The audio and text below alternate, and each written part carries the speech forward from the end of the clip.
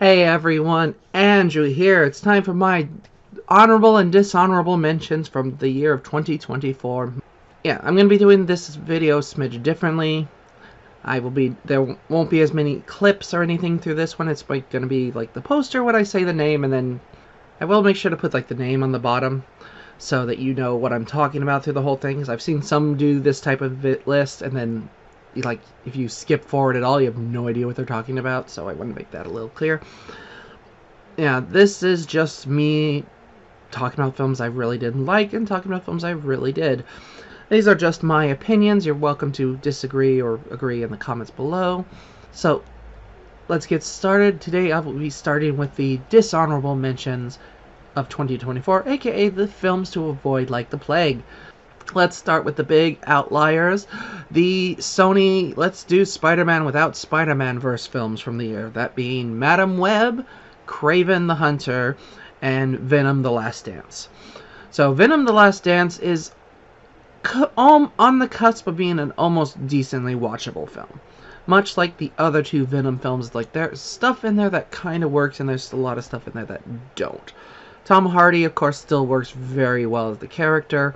The things that didn't work in this was the leaps in logic. Everything with Null was just kind of like, ugh. Just some of the stupid stuff. Like the entire dance sequence with Mrs. Chang when they flat out know that if you transform into Venom, we will be tracked. I know, but I want to dance. Like, I get that Venom is all impulse, that he does things without thinking them through, and that is an entire appeal, but like, geez Louise, that was like the dumbest thing that someone has done in a movie, except for things that were done in Madam Web. Also with Venom, it's like the whole ending where we're supposed to be like, oh no, he lost Venom, it's so sad, and no. Like, honestly, all those flashbacks make me just go, Venom ruined your life, man. You don't need to feel that bad that he's gone. He's not dead. We all know it. So, then you have Kraven the Hunter, which this one was very bad. Had some really stupid action scenes. Everything with the Rhino was just like, ugh. And just some really, like, the entire film can be summed up in the whole line where she's like, my grandmother died and that was the last time I ever saw her. Who the frick writes like this? Like, jeez Louise. Like, I'm sorry, Sony, you have some of the dumbest writers writing these stupid films. Like, jeez Louise. Like, honestly, that's why everyone thought that there was going to be a scene where Morbius said it's Morbin time. Because that's how bad your dialogue felt. Like, that felt like it could be real.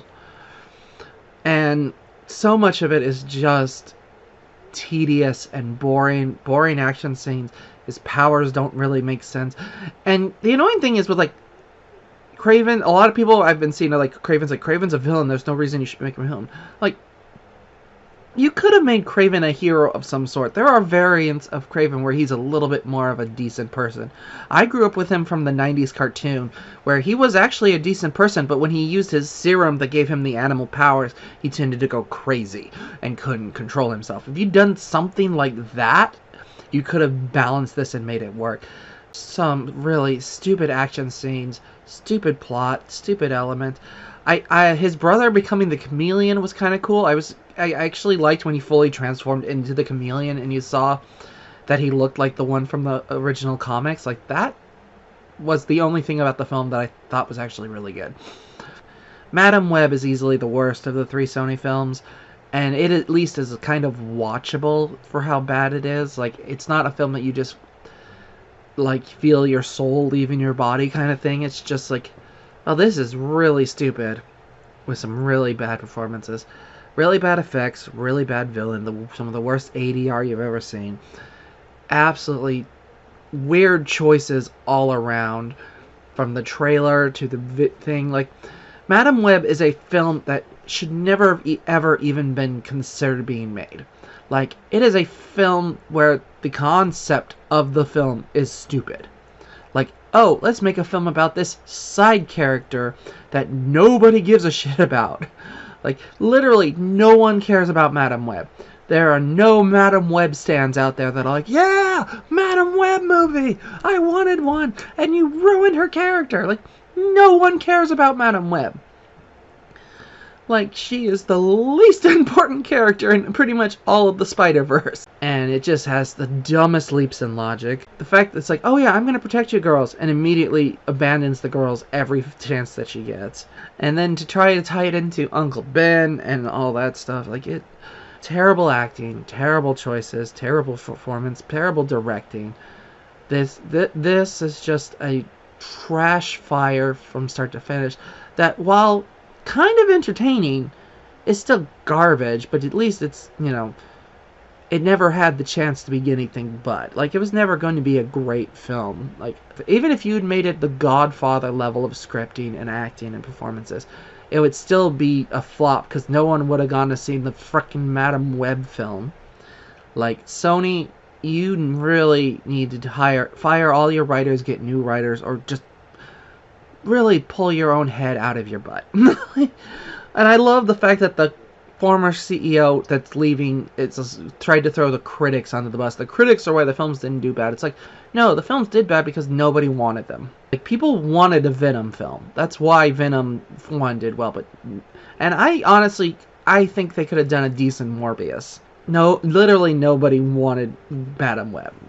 There was this little film called Arena Wars, which was very low budget, Running Man style thing, where it's like a group of prisoners are sent into these little arenas where they have to fight against this killer, except that it's Running Man done on a $2 budget, and absolutely horrible. Some of the worst fighting I've ever seen. Like, legitimately, it'll be like 6 prisoners against 1 killer, and they'll all attack them individually and go like the slowest punches you've ever seen, the most deliberate swings where anybody could dodge it, and you're just like, you couldn't get the one thing in this film that you had to get correct. Like, the fight sequence has to be watchable. It doesn't even have to be good, it just has to be watchable. Like, this could have easily made my bottom 5. Like, until I saw I Heart Robots, this was in my bottom 5, but I Heart Robots is so bad in every regard that it made this film look mildly better. It's still bad, but yeah, at least it has actual performances. Bad Fish, which is basically The Wicker Man, but if it was about mer people, where it's like this guy goes into this town to solve a murder, and it's really slow and really bad and poorly shot. It's all like grayscale white scenes. And then the only thing kind of interesting is like the last 10 minutes where everything just kind of goes to hell. And you're like, oh, okay, but it's such a drag to get there. It is an hour-and-a-half film that feels like 3. It's so boring and so slow. We had Imaginary, the horror film where an imaginary friend comes back to take revenge for the girl that forgot about her. It was an okay-ish concept, but it was really slow and really boring and really stupid. And then when they got into the land of the imagination, it was just like, someone had this as the worst horror film of the year, and I completely understand why they would. It's not. Horny Teenagers Must Die is easily the worst film of the year, but I get why this one was down there. It is pretty awful. The American Society of Magical Negroes? I'm probably not the person that should talk about this, because, you know. But for a film that was supposed to be kind of a commentary on how white people treat black people and all that, and was supposed to be kind of a comedy of some sort, it was not funny or interesting or creative or well done in any way, shape, or form. It was a boring slog, just ugly from start to finish. Like, they had powers, but they all worked in just the stupidest ways. It's just... like, it was an okay concept, but they just did not execute it well at all. Yeah, Descendants, The Rise of Red.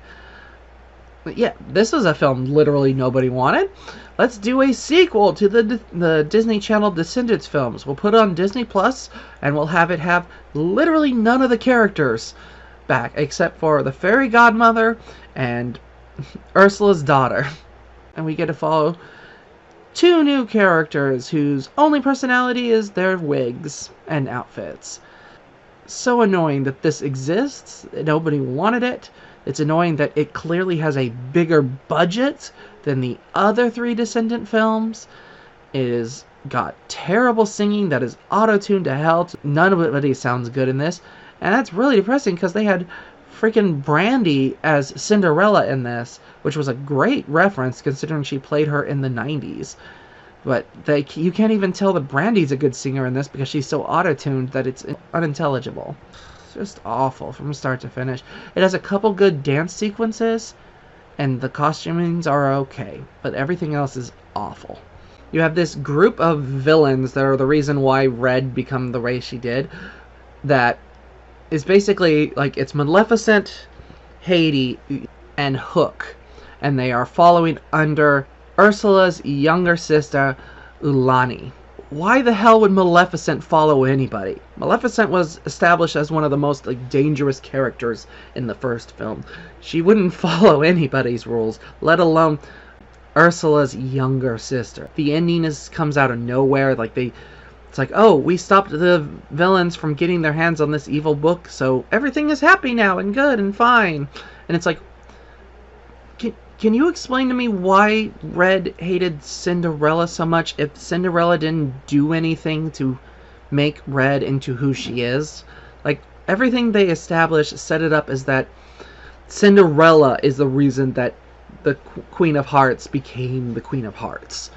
Like, the way they talked about it and the way she hated Cinderella led to that. And it's just so weird and so stupid and horribly done.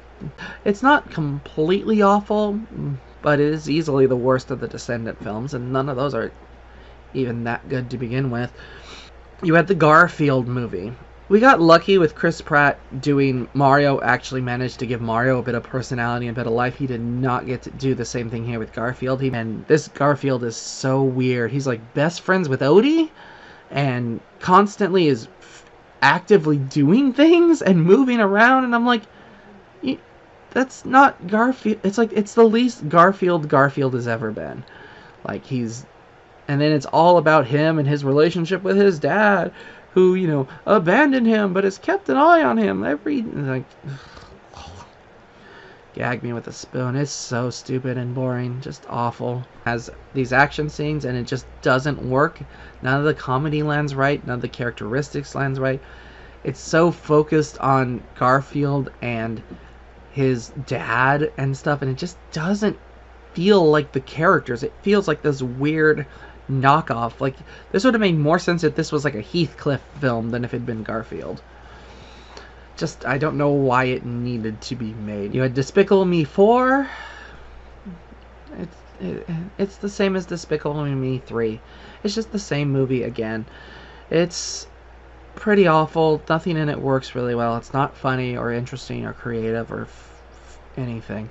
I did kind of like the new neighbor girl who wanted to become a supervillain. She was kind of cute, but other than that, ugh. We had Borderlands, easily the worst video game film in the last couple of years. This one just, clearly went through production hell. Its biggest flaw is that it hired Cate Blanchett to play a character that's supposed to be in their 20s.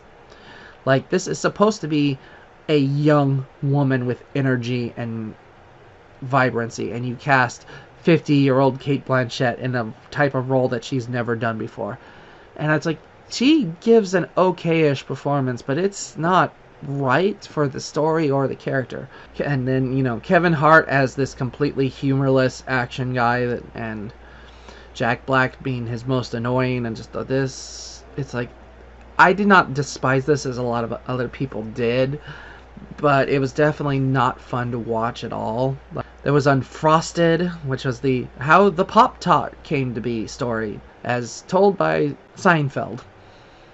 And yeah, completely unfunny, uninteresting, uncreative, stupid, boring, dull, just drag to watch from start to finish. It's a parody film of the product, biopics that have come out last year, and it's easily worse than all of the actual biopic ones. It's just unwatchably and unstupid and funny. You had Megalopolis, which is a film that I always find kind of interesting because people talk about it like it's this big, like, oh no, what has he done? What has Francis Ford Coppola done with his last film? And I'm like, you guys remember that he hasn't made a good film since 1996, right? The last good film he made, not even great, just watchably good film he made, was Jack with Robin Williams. The one where Robin Williams played a 10-year-old kid. That was the last good watchable film he made, and that was 96. He's made nothing but turkeys since then. Of course this is not going to be good. He self-financed this by selling part of his vineyard. It is ambitious, I will give it that. It is definitely taking some chances and trying to tell a weird, out there story, but it is also telling it in the most insane, stupid, and boring way. I definitely knew it was going to be completely awful from the first monologue from the lead, because he's literally doing the monologue from Hamlet of the to be or not to be.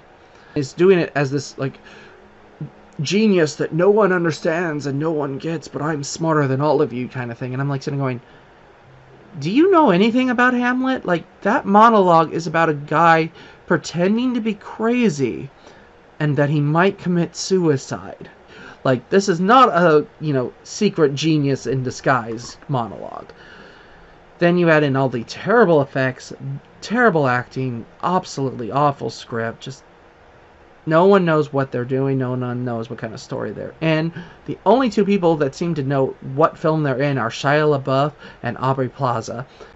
It is definitely not a film that lives up to Coppola's legend. It's definitely not a good film in its own right. It is ambitious and weird and kind of interesting, but mostly it is a boring, stupid slog. The Mouse Trap. This year's Winnie the Pooh Blood and Honey that was actually worse than the sequel to Winnie the Pooh Blood and Honey. The Mousetrap is basically someone put on an old school Mickey Mouse mask and is killing people inside of an arcade. It is incredibly boring, stupid, poorly lit, poorly shot. The mouse can just teleport for some reason, has some sort of weird powers, and the film just kind of stops at a point. It is not the worst thing I've ever seen. It's not even as bad as like Winnie the Pooh Blood and Honey was, but it is definitely down there as being pretty awful. I'm still having to put it here on the bottom list, but honestly, the most improved film between the first and the second was Winnie the Pooh Blood and Honey 2, because the second film is actually kind of okay-ish.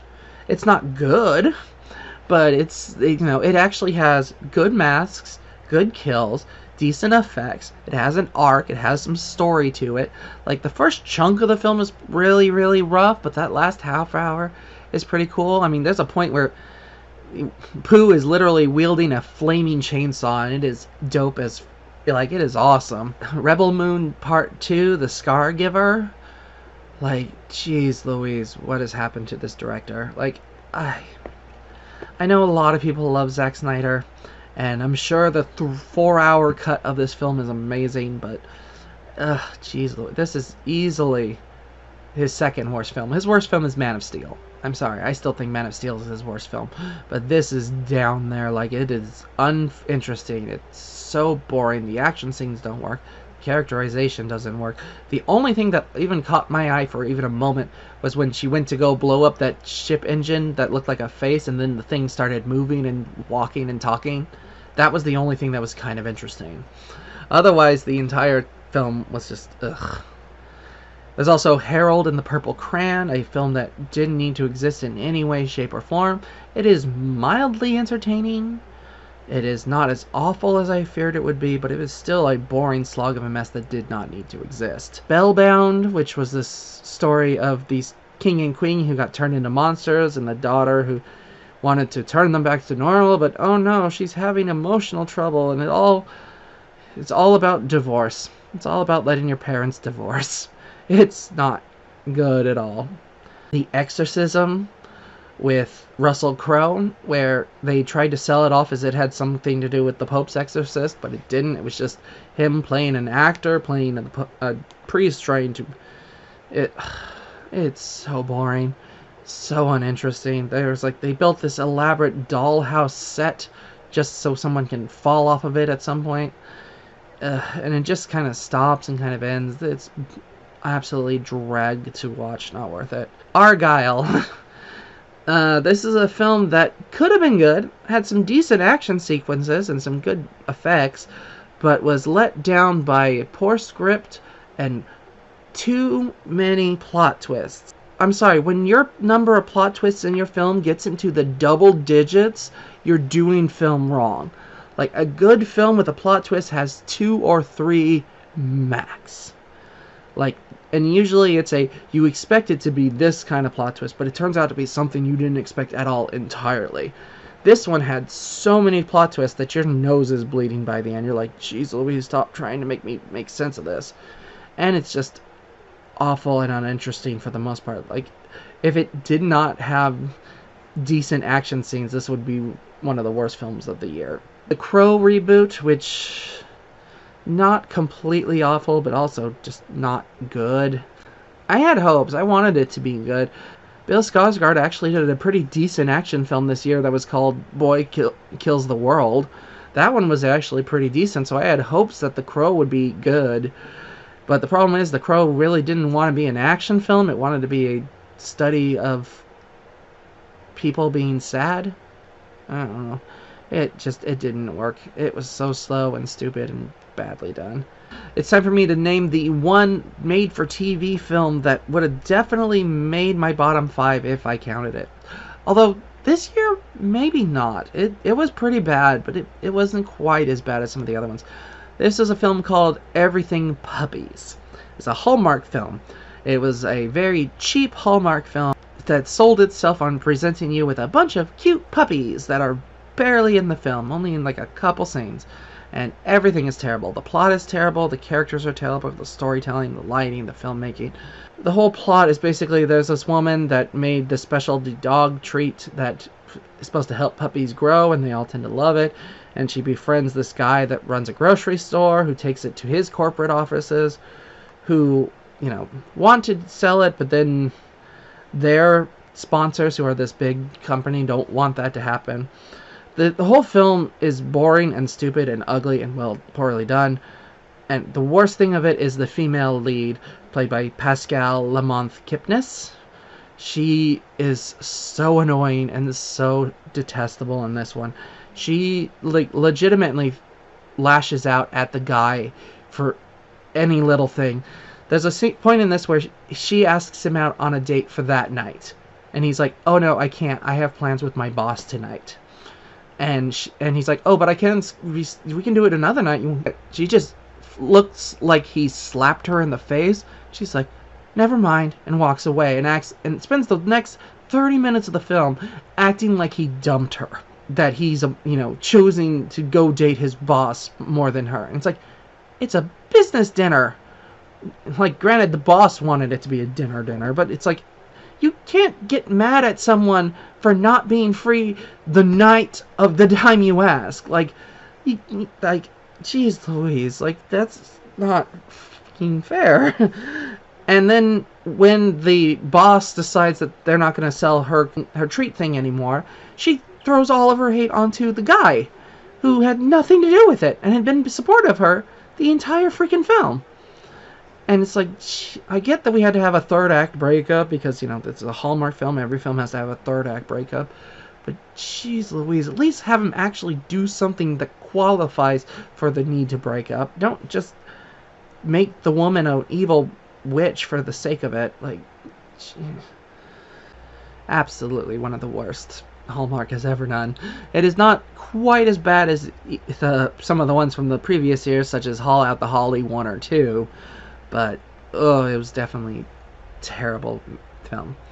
And those are my dishonorable mentions for the year. Let's move on to some honorable mentions, i.e. the films that I thought were very, very, very good this year. One of the ones I mentioned in my top 5 is Flow.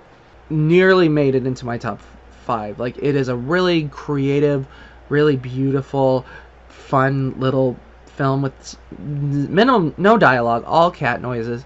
It has got some really good characterizations. They feel like real animals. They feel like they're having real animal reactions to things and not, adding human elements to them.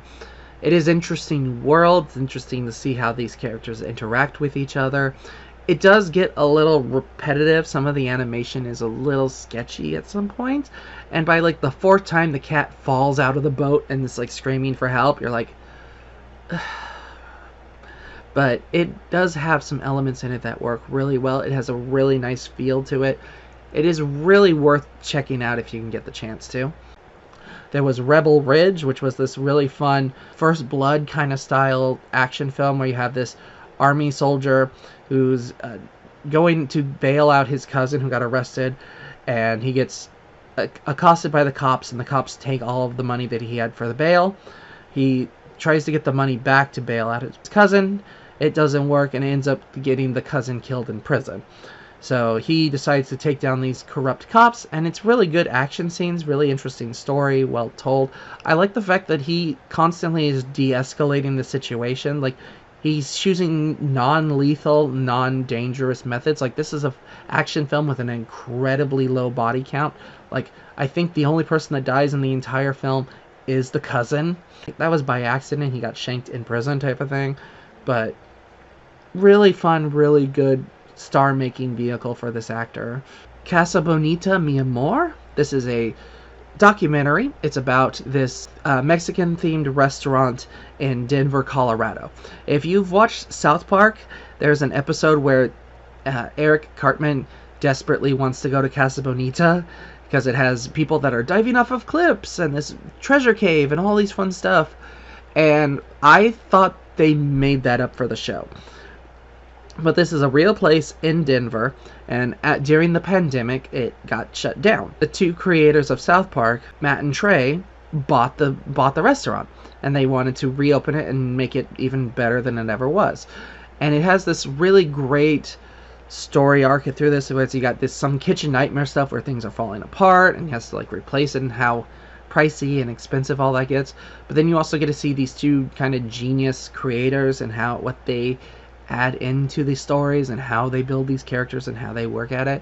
I love everything about the history of Casa Bonita and how it started and how it became popular. It's amazing because it's a restaurant that was extremely popular despite the fact that the food was awful. Like, everyone acknowledges the worst thing about the restaurant was the food, but they kept going back to it. And there's a point in this towards the end where he's rebuilt it. It's all there. Matt is just walking around and realizes that he can't be a part of this like he used to be. That him being there is an attraction, and he can't just enjoy it like he did when he was a kid. And it's that, the loss of your childhood and the loss of your innocence kind of reveal just works so well and so interesting. I really wonder how people would feel about this film if they've never seen South Park or never been to the restaurant. Like, what is a completely blank slate reaction to this documentary? Let me know if that's you and what you thought of it, because I found it really compelling and really interesting. Dune Part 2. This ended up on a lot of people's top 5s list. Probably, honestly, should have ended up on mine, but I have a weird thing about it where I can't get into it as well as I want to, or I probably should. I really liked it, but I don't know. I think it's like a combination of like how slow it is and how long it is. I don't know exactly why. I acknowledge it is an incredibly beautiful, incredibly well-made film with lots of good action and storytelling and elements. I have yet to really grasp why I don't absolutely love this film as much as everyone else does. And it's weird because when I watched it and I was watching it, it made me appreciate the David Lynch version more. Probably because of the limitations that he had when making that film and all that stuff. It's just something that didn't work for me, and I don't know why. I liked it a lot. I'm really looking forward to the next one. I do think this is probably the best adaptation of Dune we may ever get. It just wasn't as much of perfection for me as it was for everyone else. Godzilla X Kong: The New Empire. It was a really fun, creative, weird little action film. Like, it had some really great fight sequences, some really great ideas. I feel like the human characters were the best handled they've been in any of the Legendary films, where it's like, there's just enough there to keep you interested in them, but not so much that they override the story and take over and drag the film down. It's got some great action scenes, some great ideas. I wish the villains had gotten a bit more fleshed out and had a little bit more going for them. I loved Mothra showing up for the third act. Like, that worked so well. I wonder what creature it was they originally designed, because I know they threw in Mothra at last second after test screenings didn't do too well. This is not nearly as good as Godzilla -1 was the year before, which I actually did get to watch this year, so I was happy to see that. But it is almost as good as the last Godzilla vs. Kong one was, so I hope, and it also costs less to make, so I'm hoping we get more of legendary versions of Godzilla, because there's still stuff in there that I think that works really, really well. It may not have as much of the social commentary as the originals, but they're super fun and super energetic, and sometimes that's what I want from a Godzilla film.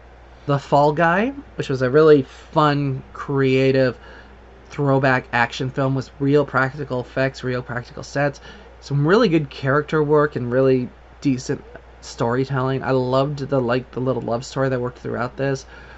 A lot of fun, really interesting, really energetic, and that ending works so very well in this. Jim Henson, Idea Man, which goes through the entire life of Jim Henson from start to his passing, it's got some really great stuff in it.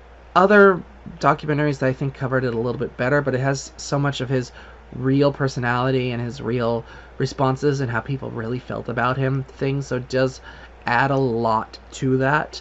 My one real negative I have with it is they got to the point where they when they got to Labyrinth, and they just went straight from Labyrinth to basically his funeral.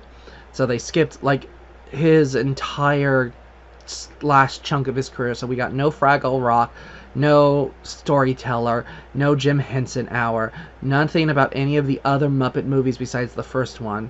Like, it's just jumps straight to his death. And to be fair, it was already a fairly long doc, so they were trying to get to the part that's the most important. I get that. But I always hate when docs do that. It's like, give me the whole story if you're going to give me the story. Like, don't skip over things just because you think it's not interesting. I might be interested in it. I saw The TV Glow.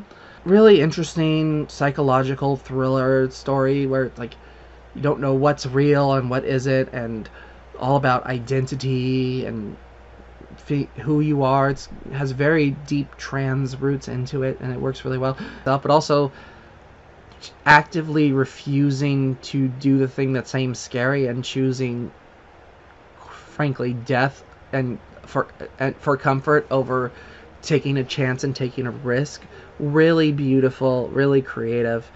Drags a little in the middle, but it's still got some really fun stuff into it.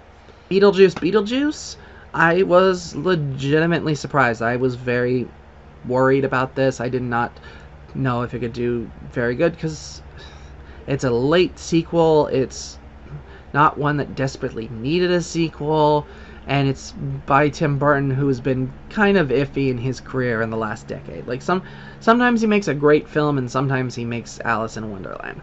This isn't quite as good as the original. It definitely has some leaps in logic. I liked some of the stuff in the underworld, although some of that stuff was just like a bit confusing, because in the first film they established that the people that work as the social workers, that work as the people helping the dead, are all people that committed suicide, and this is their punishment.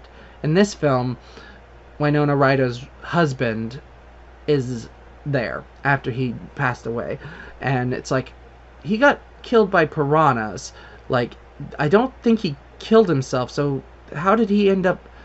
And the reality is that they just ignored that part, but it makes me question things like, is putting yourself in a situation where you know you could probably die considered suicide? It posed some questions that were just a little bit like, I wish you thought that through better or did a little differently. Really great performances from the three leads. Absolutely loved the wedding scene. The whole musical number in the middle there is just like perfection. The ending was a bit lackluster, but it does make me kind of interested and kind of excited to see what they would do with another one. Hopefully it doesn't take another 22 years. Probably won't see another one, though, I don't think. Twisters was surprisingly good. Really fun, energetic, a lot of energy, a lot of action. Did not expect it to be as high a quality as it is. It is kind of the first film watered down a little bit, but it does have some great elements into it, and the action scenes work really well. Way better than I had any thought it would be. Like, I love the original Twister, but it's not something that I was like, we need more of this. So the fact that they managed to make it not only a really good story, but an interesting story with good characters and arcs works fairly well.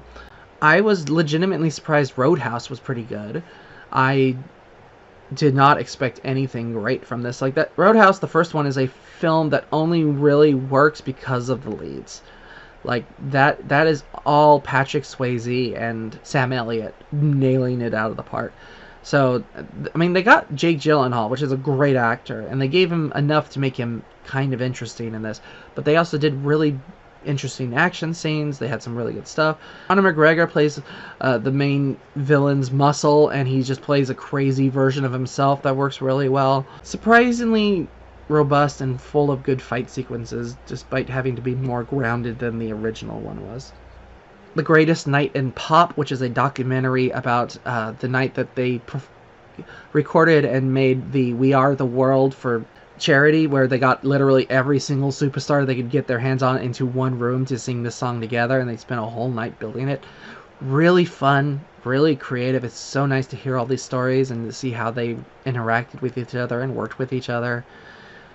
Some really deep moments into it that worked well. Furiosa, a Mad Max saga. This is easily the Mad Max film with the most amount of dialogue in it, because they are talking constantly. It has some really great action sequences, really good storytelling, great performance from our leads. Like, Anna Taylor-Joy just kind of blows it out of the water. She's just really great in this role. I think she was a bit better than Charlize Theron was in the same role. It is a little bit drags in the middle. It's a little long. Some of the action sequences get a bit like, are you kidding me? Like, there's a scene where they're trying to rob the war rig, and the people trying to rob the war rig have 4 different types of flying vehicles. And you're like, seriously? How many flying vehicles did you need? And I don't particularly like the ending. I thought the ending was kind of dumb. But I like how it ties into the first one. I like how well it works together. It definitely seems like a great double feature to watch them back to back. It works extremely well. I don't like it quite as much as I liked Fury Road, but it is a worthy sequel to it, or worthy prequel to it. It's a shame that it didn't do well, so we're not going to get that Mad Max sequel that we were going to get, at least not for a couple years. But, you know, it's George Miller. He will make a sequel. He will, if he's still alive and has the energy, he will make a sequel eventually. He just has to find the money. Ghostbusters Frozen Empire. This one got a lot of hate from critics. I was really shocked. Like, it's got bashed really hard, and it's like, I thought it was super fun, super energetic. It had a lot of characters, yes, but I thought it balanced them all pretty well. There's certain characters that we really did not need to come back.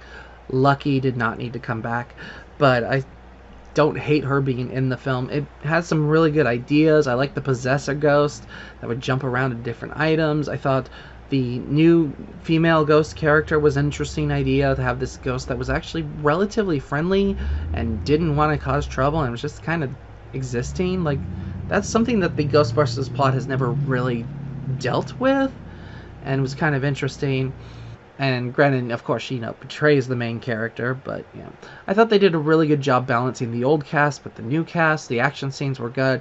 I do wish the whole New York getting frozen and the demon being released had been a bigger chunk of the movie, but I still think this was an extremely fun, well-made thing. This film to me is kind of the example of, like, don't really listen to critics all the time, because critics gave the Ghostbuster reboot with the, Melissa McCarthy higher ratings than they gave Ghostbusters 2, Ghostbusters Afterlife, or this one.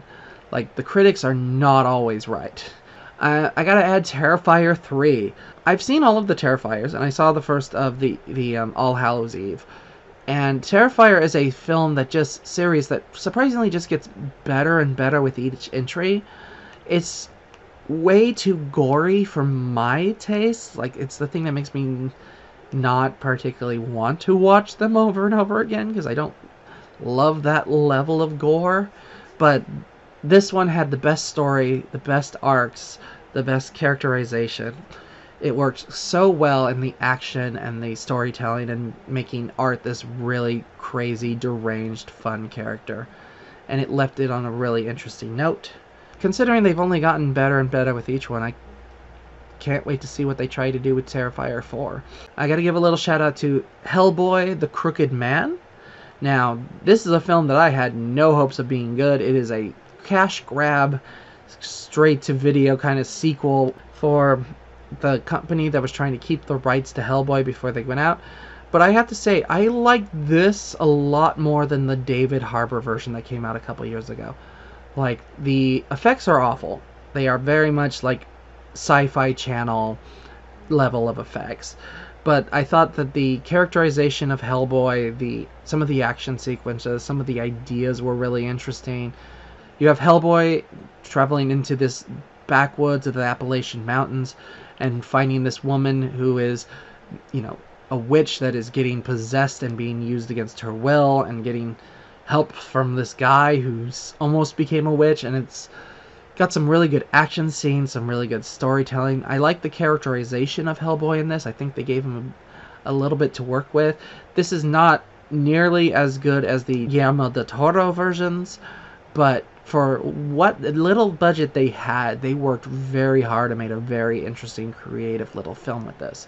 It's not a masterpiece by any stretch of the imagination, but it is a fun film that, if you can get over the poor effects, works very, very well. Beverly Hills Cop Axel F.